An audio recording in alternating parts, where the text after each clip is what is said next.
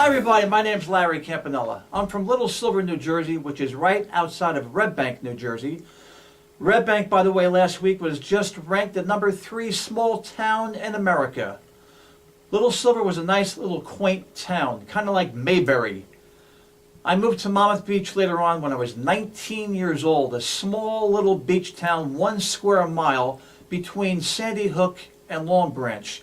It was great growing up as a kid, going to the beach, walking to the beach, until we had the hurricanes and the severe northeastern storms.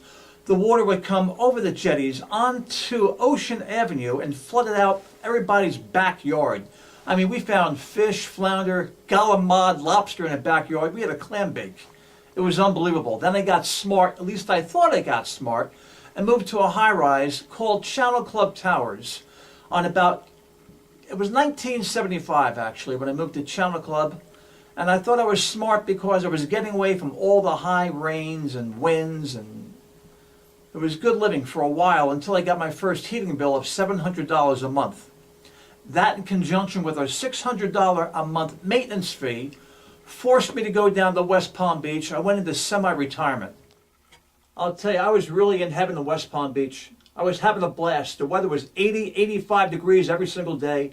I was going to the beach, tanning, swimming, going to the gym, fancy restaurants, dancing on weekends. I had a blast. It was great until my money ran out. I guess that's what happens when you go on a 5-year vacation, right? So now I was faced with a decision. Okay, now what? At 42 years old, I went back to New Jersey, got back into teaching, personal training, and singing. Now I'm working 3 jobs to pay my bills. As I said before, I'm a school teacher in Middlesex County, New Jersey. You know, I was never one of these teachers that just had that teacher look that demanded respect. I guess I get no respect when it comes to classroom management. Ever have a teacher in elementary school that all she had to do was look at you and you're scared stiff?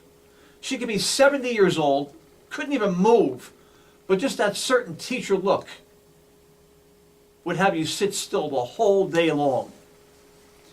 Growing up, I had a teacher like that in 8th grade, Mrs. King. Boy, was she strict and boy, was she mean.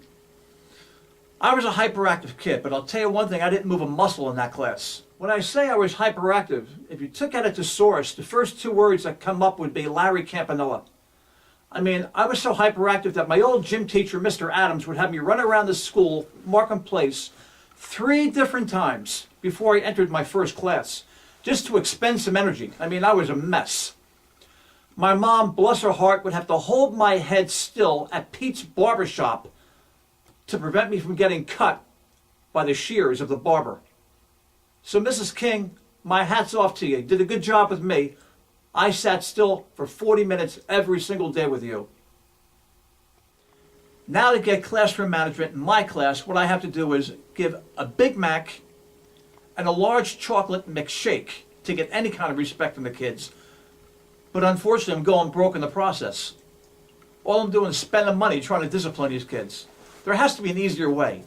I wish I had the teacher's look, but I just don't have it. I get no respect. You know, talking about no respect, it took me 50 years to get married.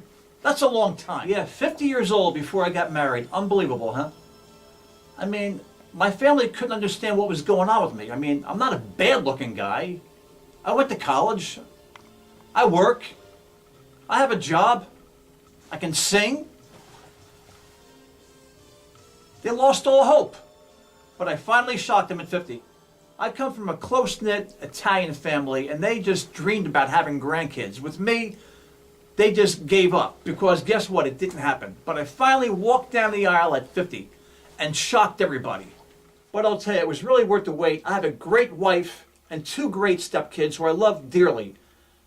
And you know something? It was easy for me because I got to bypass that tough stage of child rearing where I went through sleep deprivation. It didn't happen to me. It allowed me to work out and continue the hobby and sport that I love so much, bodybuilding, which I think was another problem why it took me so long to get married. You never want to tell a girl you're a bodybuilder. Right away they think you're self-centered, really into yourself. I mean, by the time you get done working out 2 hours a day, 6 days a week, eating 6 meals a day, sleeping 9 or 10 hours a night, there's not too much time left over for fun. I mean, case in point, my idea of a good time is a Lifetime movie, a cup of hot chocolate, and a warm bath. I mean, please, I'm not exactly the life of the party. One relationship all came to an end very suddenly the night she told me, "I'm sorry, Larry, I have to meet somebody that's more into my body than his own." I think the night I checked up my abs in the mirror before dinner in the dining room really did me in. Yeah, it was a real heartbreaker not getting married till I was 50 years old. I broke my parents' heart for waiting so long and not having grandkids. But I also broke the heart of my buddies in Monmouth County, New Jersey, who saw me as a local hero because I bypassed 2 divorces and 2 separate alimony payments, which so many of my friends went through. I really broke their hearts when I got married. I was a local hero to them. Everybody, thanks. Let's have some fun.